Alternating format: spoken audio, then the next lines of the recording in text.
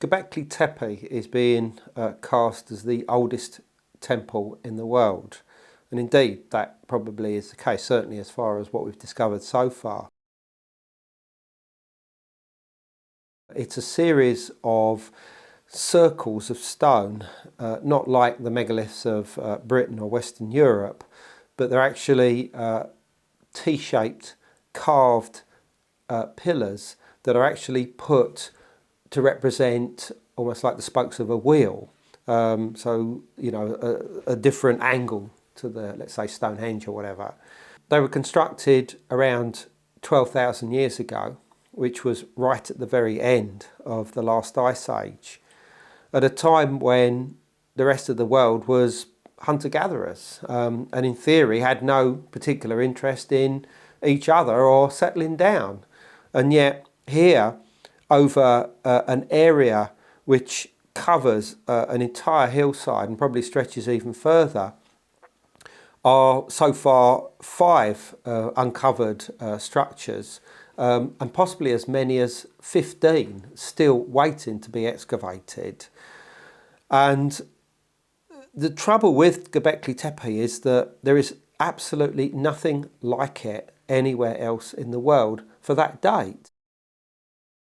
As to the age of Göbekli Tepe, carbon-14 dating happily places it in the area of between 9,500 BC and 10,000 BC. There seems to be no doubt about this, plus the stratigraphy of the actual location, the artefacts being found and the context places it well within this framework. So there is no problem as far as dates here. I mean, you know, you're dealing with hard evidence.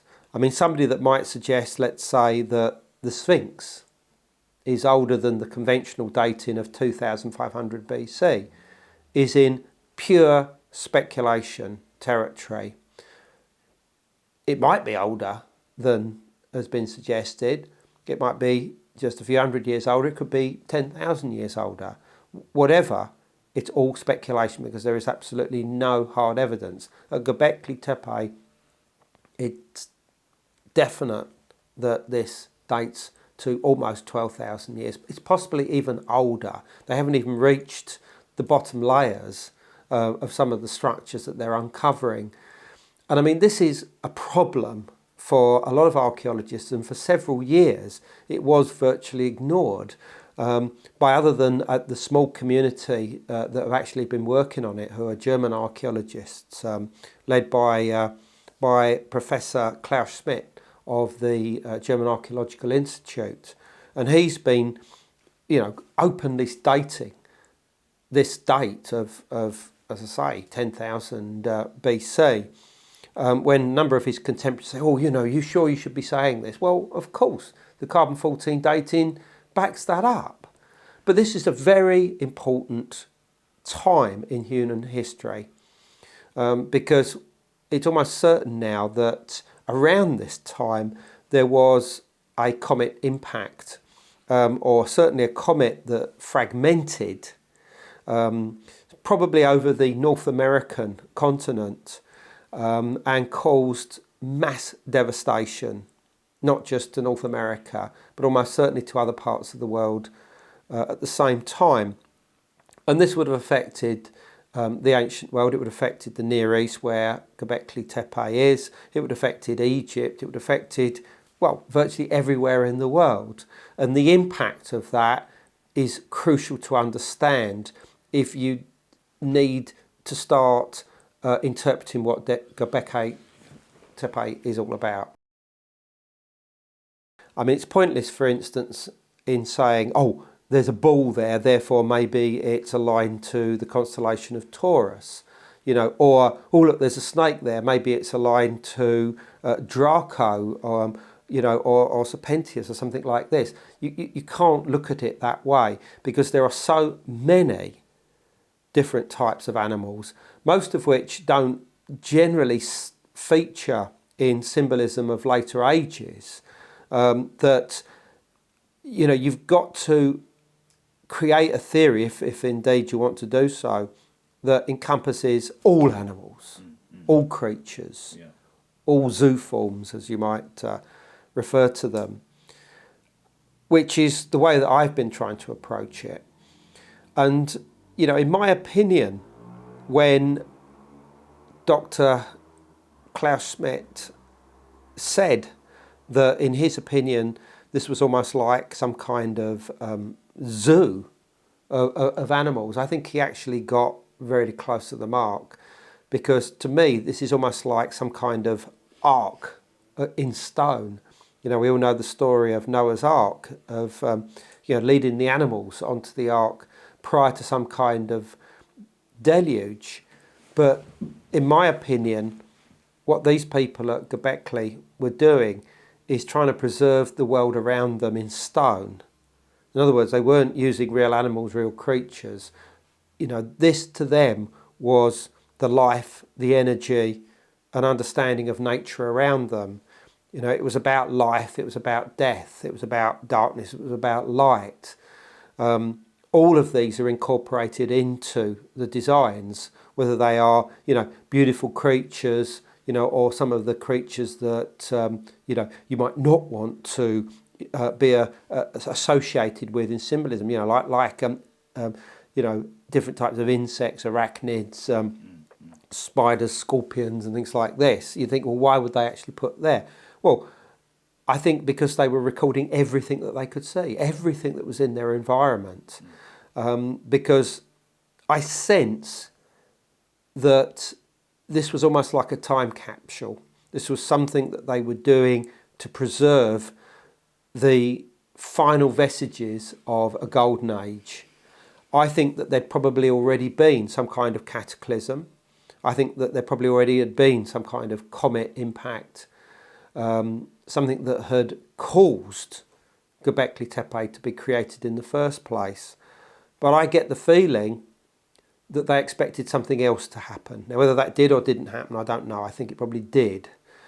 And that they were creating a memorial of the past and a record of what was, just in case it was all lost again. That's my opinion. It was an ark in stone. The story of Noah is all set in the very area that Göbekli Tepe is situated.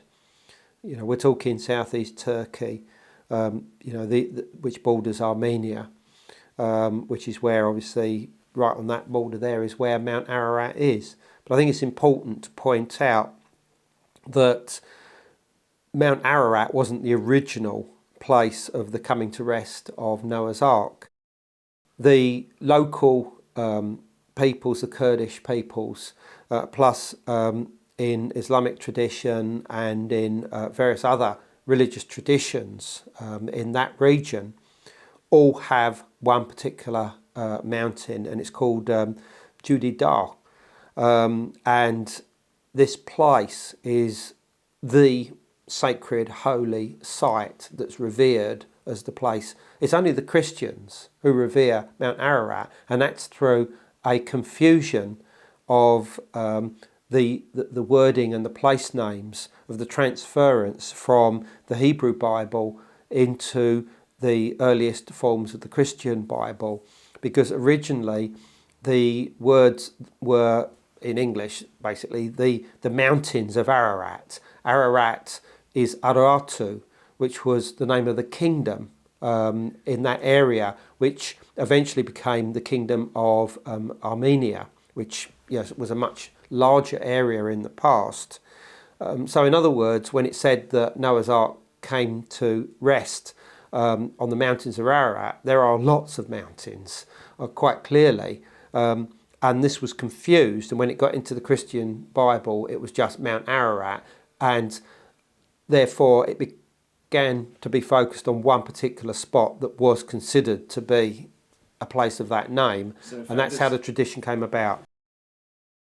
These 68 different varieties of modern day wheat derive from wild grasses that can be traced through their genetic coding to one particular area of the planet, and that is somewhere very close to Göbekli Tepe, probably within 15-20 miles of that site. And it's a mountain called Karakar Dar. Excuse the pronunciation for anybody that can say it better. And it's been traced that these varieties actually originated there. And since we know that wheat probably has been in existence for about 11,000 years, we're talking about the origins of it in this area around 9000 BC, arguably earlier. And what's so exciting about this is that only within the past few years they've uncovered at Göbekli Tepe huge bowl-like vats which they believe were used to brew beer, which is obviously a very interesting concept. And it's actually now being suggested by certain archaeologists working in this field that the reason wheat was created in the first place was not to produce bread and food, it was actually to create beer, to actually to allow its consumption by vast quantities of people who were working on the construction of monuments like Göbekli Tepe. And as a virtual byproduct, they started using it for food. But of course, obviously the product to this would have been that, you know, they were tilling the land for the first time. This was the first agriculture, and it began in the area of Göbekli Tepe. The people that were involved with the construction of Göbekli Tepe, and I do believe it was some kind of priestly or shamanic elite, had to change the way people led their lives in this region, and something that was obviously going to go like a ripple out through the ancient world, and we call it today the Neolithic Revolution. Because this was the cradle of civilization, and they probably did have to think about feeding probably thousands of people, maybe even tens of thousands of people were involved with this project. You know, I mean, some of the largest stones there are estimated to be 40 to 60 tons apiece. And I've seen figures that would suggest that that may have even involved something like 500 people per stone. Now, I'd like to be a little bit more conservative here, and maybe it only involved a few dozen. I don't know. Maybe they were more, stronger and agile than we give them credit for. But it still means that with so much activity going on, and the chances are that Göbekli Tepe took many hundreds, if not thousands of years to complete, that this was an ongoing building project, something quite similar to obviously Stonehenge or indeed the Great Pyramid. And that type of organisation necessitates huge changes in the way that we approach life. I mean, at that time, 12,000 years ago, everybody else in the ancient world, and presumably in the New World as well, were hunter-gatherers. You know, they led their life by survival, just trying to hunt, find food, pick it from trees or whatever. In theory, that's all they were doing. So why is it that there was this huge change? And I suggest that it's got something to do with the events that were occurring around them. I do believe that there'd been some kind of catastrophe, some kind of comet impact, and that really changed the way people think. It was the end of the Golden Age. I think that they were always religiously motivated, or what we would call religion today. I think that they were inspired to do it. I think that the people involved with them, even if they were to some degree slave labour, and I think that, you know, you've got to look at that. In other words, they were told to do it, did it because they believed also in what was happening. Now, why do people do that? And I think that the answer is that they're building toward, building towards something that's to come, and B, they're creating a memorial of something that's been. And somewhere in the middle, you've got the present. And that, you know, if they do this act then something good will happen. If not to them, to their children or their children's children or children's children's children. And that motivation, I think, is what we would call, in a sort of New Age style, spiritual. I mean, it's like Glastonbury. Why do people do so much in Glastonbury? Why do they do it for nothing, for the most part? And the idea is that you want to feel part of a greater whole. You know, you feel whole doing it. You feel like you're adding to, you know, human experience and whatever. And I think that there would have been something to that. I don't think it was just the fact that they were paid a small amount, or they were given a certain amount of food, or there was nothing else to do, or it was some huge building scheme. All of these have got some kind of religious or spiritual motivation. And I think that it's also based around the circumstances. I mean, it's like, let's say, the Somme in France, and the different killing fields of around the world. Why do we build memorials at them? Huge memorials. It's so that we never forget. And I believe that a lot of this goes into the monuments that are around the world. They are created so that we never forget, and that we look towards them for the future, so that A, maybe it never happens again, or B, if it does happen, we've got a record of our life on Earth. Ever since the 1960s, when quite clearly you had the era of the hippie movement and psychedelia and whatever, that there is a certain generation which has become several generations that have seen the world in a different light.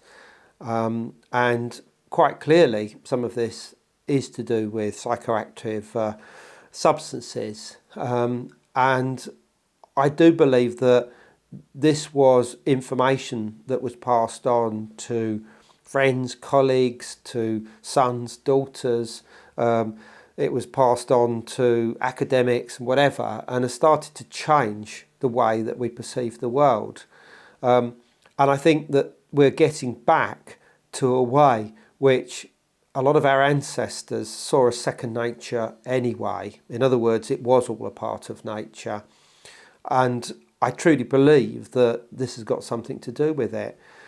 Whether there are any kind of astronomical, celestial, or even terrestrial effects involved in this, I don't know. Probably is the answer. I mean, why did it all begin in the 60s? Why did people start even talking about a new age at that time? I mean, at that point, the millennium, for instance, which might have been seen as the mark point of a new age, was a long way away. But something happened, something changed the way people perceived the world, not just obviously in the sort of new age way, but in politics, in religion, in, rebellious attitudes to life began, I would say, around that time. That's not to say there weren't pioneers before it, of course there were, but that's when it really began. And I think that somewhere like Glastonbury and various other new age places around the world, are almost somewhere that other places will look towards in a time which I think is probably going to be quite dark for humanity over the next 100 years or so. How did they move 200-ton blocks? I don't know, is the honest answer. The fact is they did, and I think that that's what we've got to give them credit for. Whatever engineering that they used, either to cut them, to move them, to put them in place, they did it. So we've got to give them credit for that. But in a book that I did a few years ago called Gods of Eden, I brought together evidence from around the world of the possibility that levitation might have been used, some kind of sonic technology in the moving of large objects like stone blocks. And bizarrely enough, there is a profusion of it in the ancient annals, in ancient legends and traditions from around the world. Everywhere from Tibet to Mexico to Phoenicia to Egypt and obviously in Europe. There are incredible legends that talk about magicians, shamans, builders, even dwarfs, that were able to use some form of forgotten technology to move this. And by the end of it, I began to think that maybe, just maybe, there is something that we've lost here, something that, if not through magic or supernatural, but by some way to make it seem as if 200 tons was almost like the weight of a feather, so that these blocks could be moved relatively easy, that they did have that. And I do believe that sonics is the answer. Beyond that is for the scientists to decide, but sonics is some kind of solution here. If you built a Tesco's in the middle of a field, it would affect the subtle magnetic or electromagnetic fields that would surround it. I have no doubt about that whatsoever. If you go to China or Korea or any of the East Asian countries, they will tell you that before you site or build anything, you have to have a Feng Shui expert come in. And he's not going to be telling you what colour decor you've got to do. He's going to be measuring exactly the directions of the magnetic fields, and the building, the monument, obelisk, whatever it is, will have to adhere to very strict rules. Otherwise, the effect of the so-called chi energy that is naturally present within that landscape will affect that monument and create a negative energy, which they refer to as sha, which is like a black energy, if you like. And that's going to be bad news. It's going to be bad omens. It's going to bring bad karma, bad luck to the people that live in that area or have some connection with that building or monument. Now, this is a tradition that's thousands of years old. So where I said that, you know, building a Tesco's in the middle of a field is going to have some effect on local energies, I fully believe that. But then if you want to start looking at it in terms of stone circles, dolmens, or any form of stone or earthen monument, all of these things are going to affect the very subtle, you know, magnetic or electromagnetic fields of an environment. So the more you can enhance that, you know, with, let's say, subtle knowledge or experience that may have come about across hundreds, if not thousands of years, the more benefit that you're going to get. And I believe that this was a natural science, a megalithic science, if you like, that existed, something that was passed down to the Feng Shui shamans of East Asia, who were among the only people in the world to actually retain a working system of this skill of understanding the natural energies that we coexist with all the time. And that is what the ancients were doing. They were trying to enhance them in a way that would be beneficial to the communities involved with those projects, or that would live locally or whatever. And we're not just talking about huge great pyramids here or stone circles, but it could be the placement of a sacred artifact, something like that, like the lingams. In Hindu temples, they had to be placed at a very specific spot. And if they were removed or broken or put in a spot that they weren't, and this was usually underground in some kind of womb-like chamber, then bad things would happen to that local community. And as superstitious as this sounds, there was a science behind it originally. It's one that we've lost, but hopefully, I think in our sort of new age attitude to life, I think we're probably starting to regain.